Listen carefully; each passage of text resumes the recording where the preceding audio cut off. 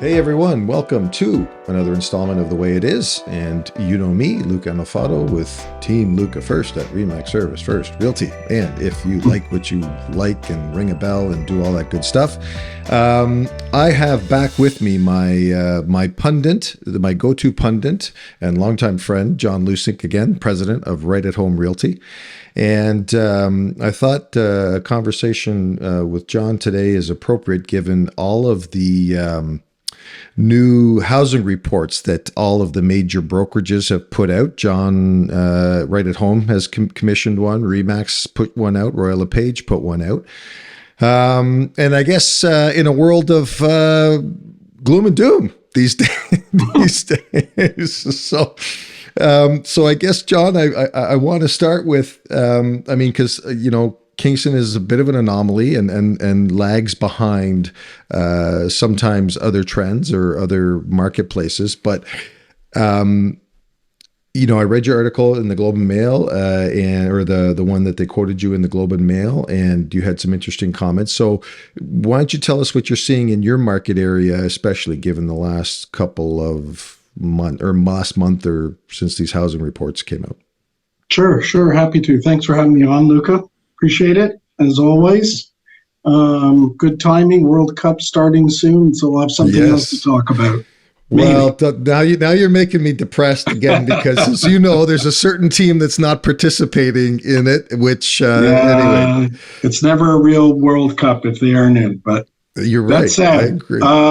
So yes, what we are seeing, first of all, across Right at Home, and that's sort of Niagara up to Barrie over to Ottawa, but the majority being throughout the GTA is a massive drop in incoming transactions, probably at this stage about 30%. If you break it down, rentals are down, maybe 15%, and actual sales of resale homes are down 44%. So, massive slowdown, almost a halt.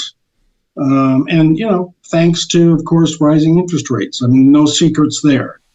The big question mark always that I'm getting asked is, well, what about prices? Well, in the GTA, there's been a slight adjustment. I think we're coming close to or somewhere around 2019 prices, maybe early 2020. And more to go. I forecast another 8 to 10% this year.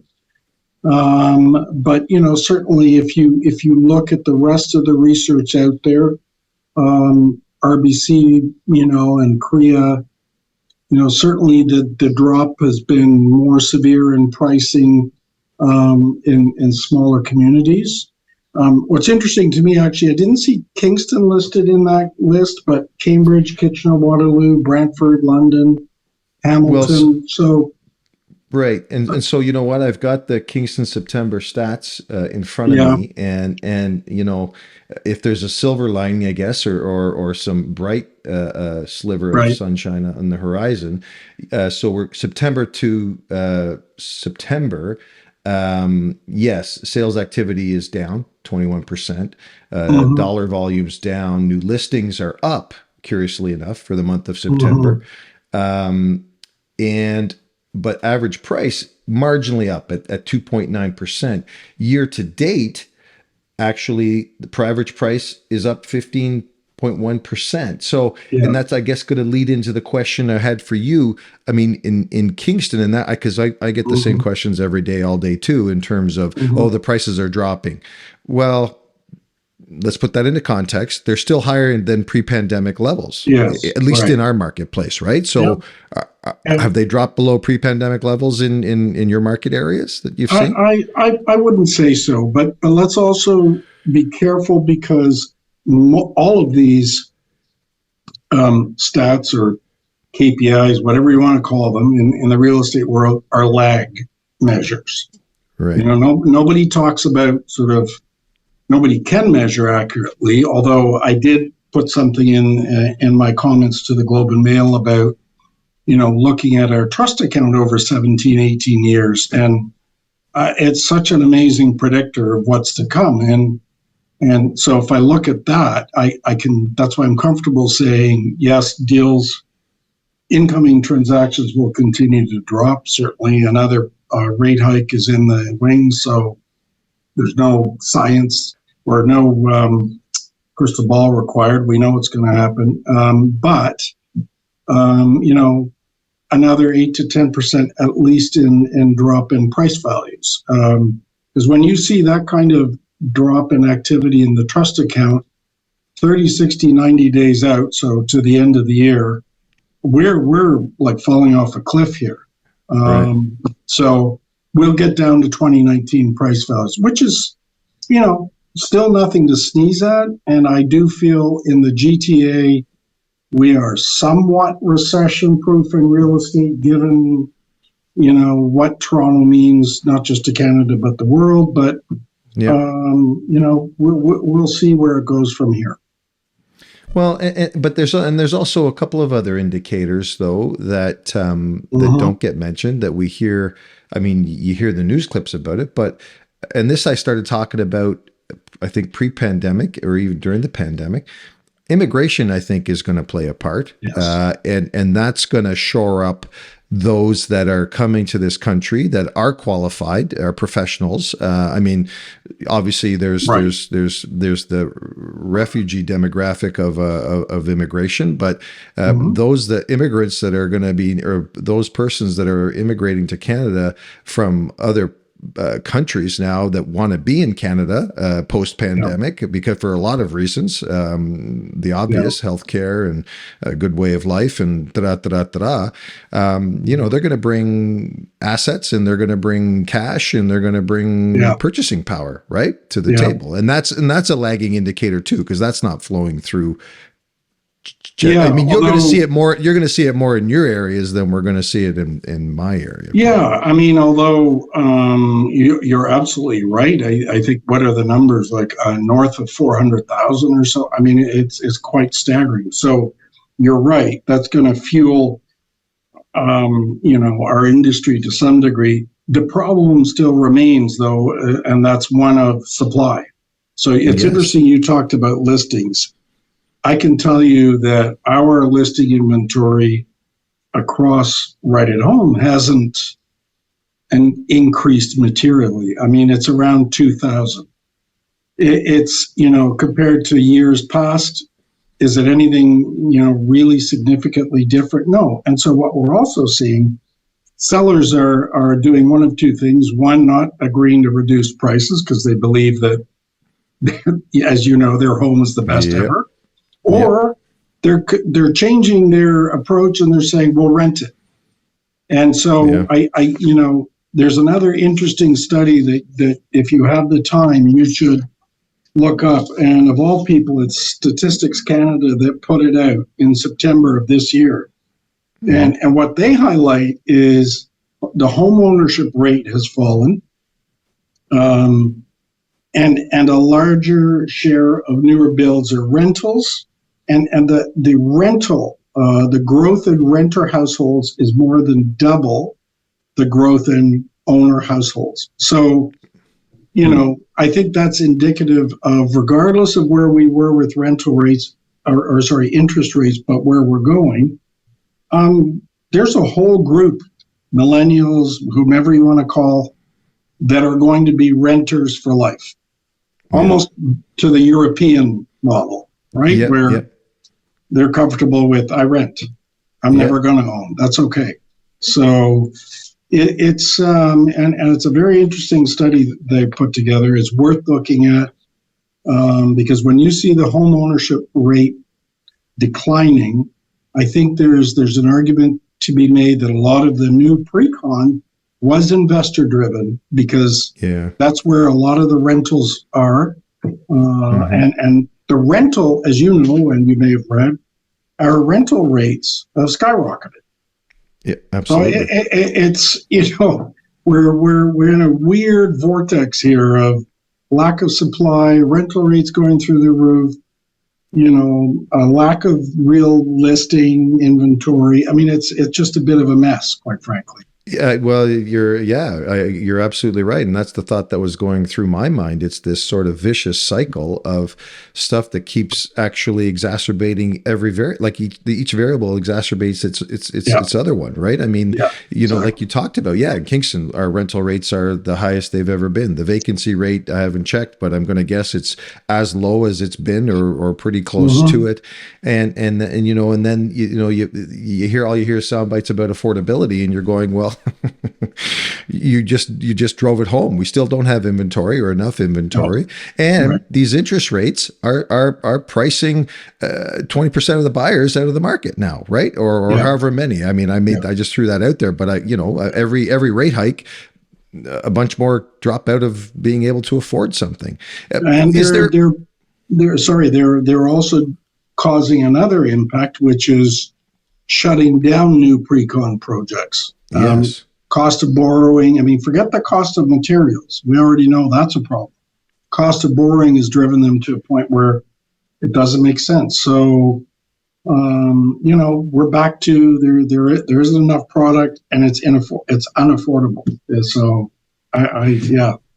Is there a price range in your area that sort of took the biggest hit that you can pinpoint?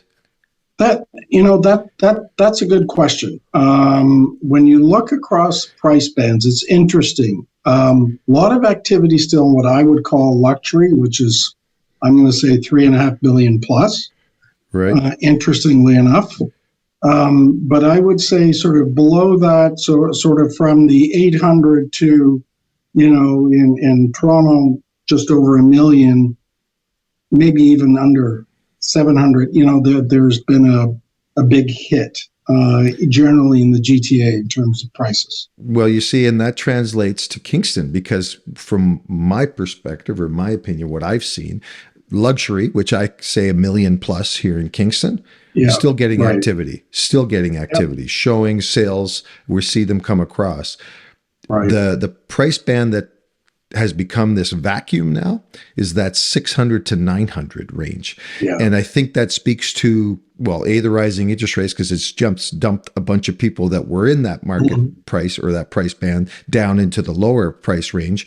And there you go. There's downward pressure still on pricing Yeah, because you can't get anything for $500,000 anymore. exactly. That anybody Yeah, wants to, I won't say it that's glib, but that people, if they want a 4-bedroom, 2-story home, they're not getting it for yeah, $500,000. yeah. I And mean, they want running water, preferably.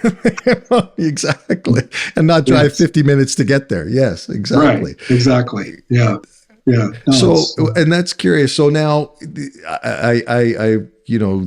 I chat with certain colleagues, every once in a while, and you have conversations, and what are you seeing, and da da da. I know there's some veteran agents that are licking their chops, hoping that there's going to be an attrition in the number of licensed realtors in the market mhm, area. mhm. What's your projection for that? And given you've got 17 franchises across the province and stuff. Well, there no, we have almost 6,000 agents under one corporate banner in this company, and then we own another brokerage called Property.ca, of which I'm also president, running that office downtown Toronto. That's actually interesting that they're saying that.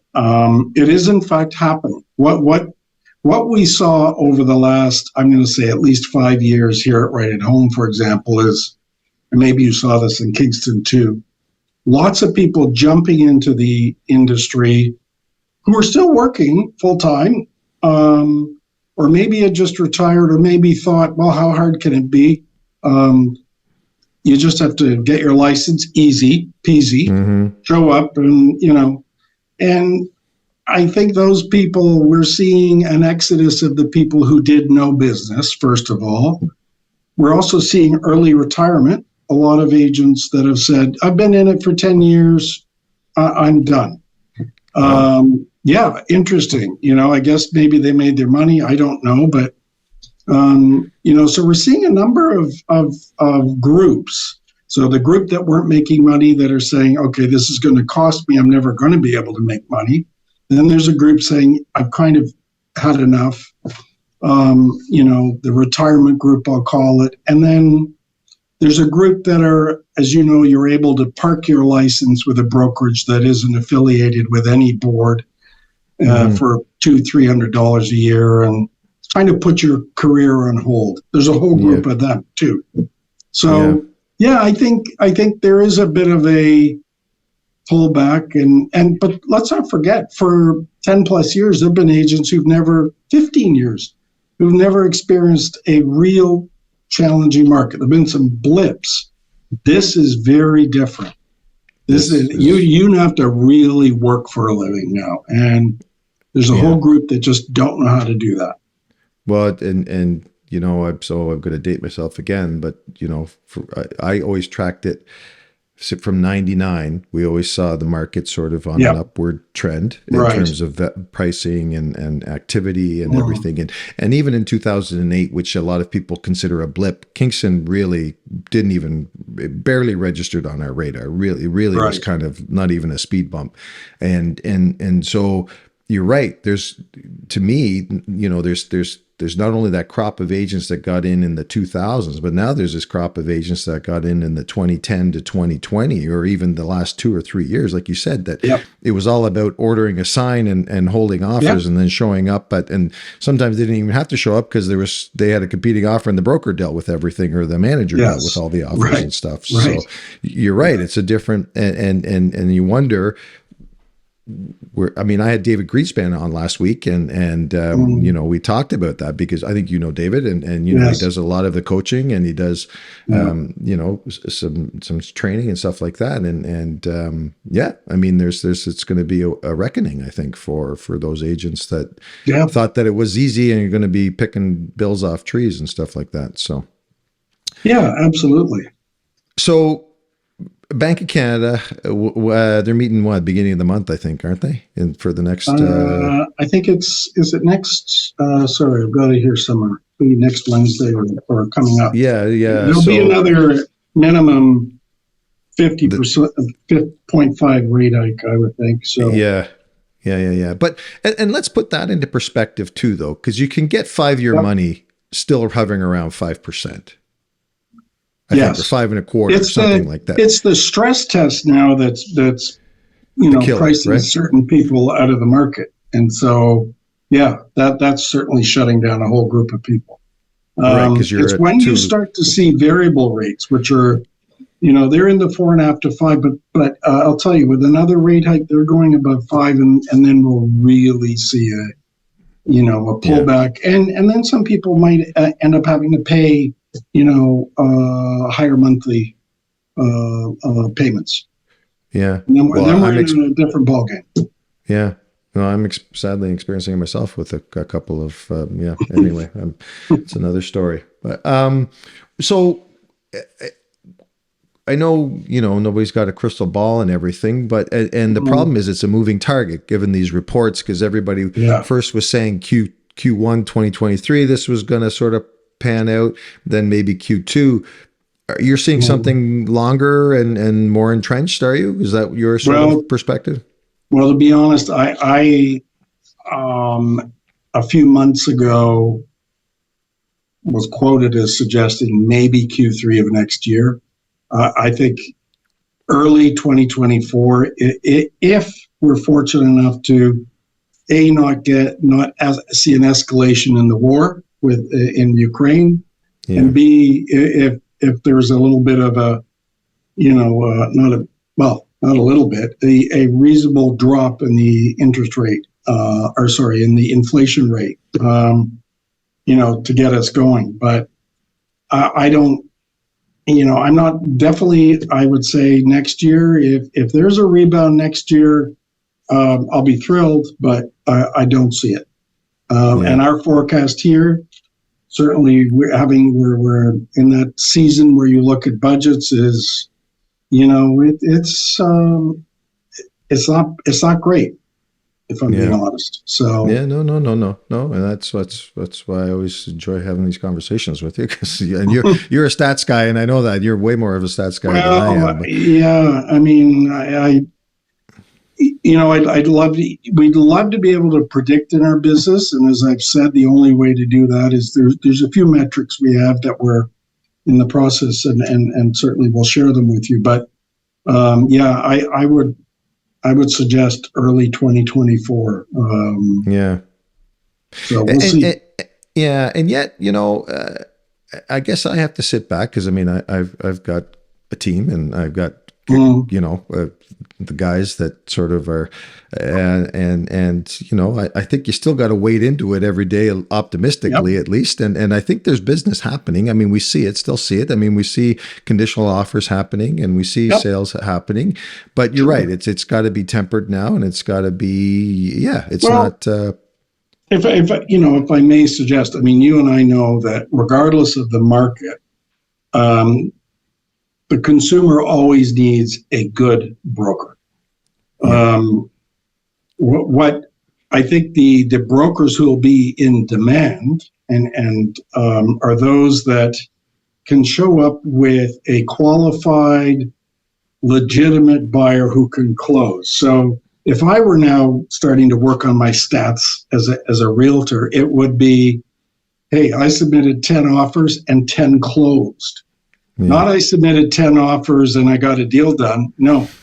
You know what I'm saying? And I think those are the stats that will now begin to matter. So when you show up, it's my average days on market is X.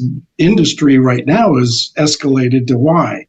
That's where you can begin to set yourself apart because you've got a great program, a good team, good marketing, and you know how to price stuff. Also, you're not pricing to suit the seller; you're pricing so the seller can sell.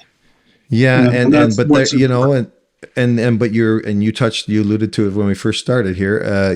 There's still a disconnect with a certain percentage of people in the marketplace and agents still telling them everything they want to hear as opposed to the truth, and it pisses me off because I'm going through a scenario now. The good news is that, when that customer has had enough and is frustrated, that listing will end, and then hopefully they'll call you or they'll get in touch because they'll get real-time stats. And that, by the way, that's the key. One thing we haven't figured out to do really well is real-time valuation of residential real estate. Like I said, it's a month behind. It closed 30 days ago. Who knows? That may not be worth it today. I don't know. That's right. Yeah. No. And I have a long friend of mine, and he's starting the process. They want to move from their property that they've owned for 8 years now and move up. And it's that I told them honestly what I thought. And it was almost like, I let the air out of the room, and then it was like, well, but this one sold for this. Yeah, it did in April. So. Right. Yeah, exactly. Yeah.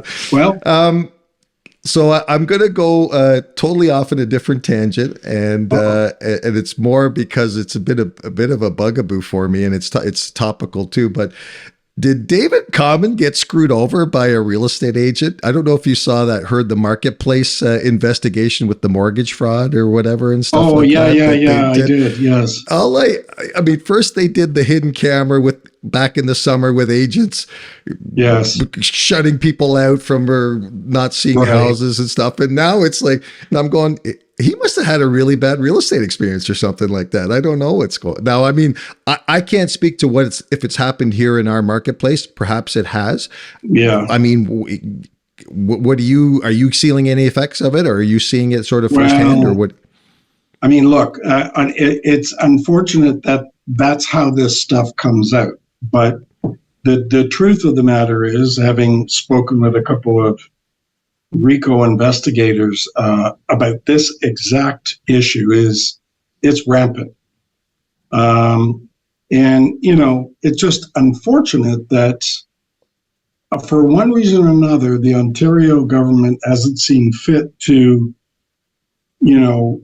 increase the budget for RICO to hire enough people to really clamp down and then shut them down. And, because I was reading somewhere, I think Tim Hudak from Maria, they put out a statement that they, of course, condemn it. Great. We all know that. And but that they want to see stricter measures and whatnot. I mean, the rules are on the books. They just unfortunately need to probably hire another 500 retired detectives from RCMP or OPP and chase after these guys.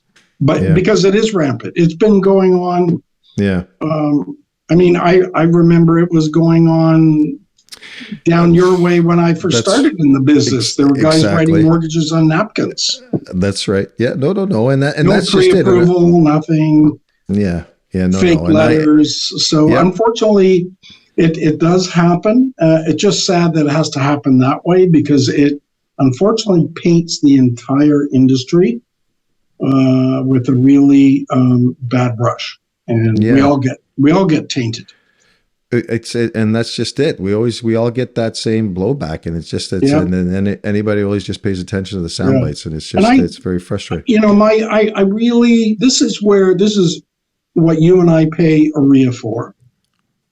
This is what we pay RICO for, I believe, is hold everybody to higher standards. But you know, OREA should really be, instead of worrying about bringing Bill Clinton to talk at a conference, exactly. Take that $100,000 or whatever it cost, and you know what? Support doing something that's going to combat this issue. So I'm with you on this. It looks terrible. It's not enough just to put out something on social media saying we condemn it. Well, of course we do. It's bad. It's terrible for everybody.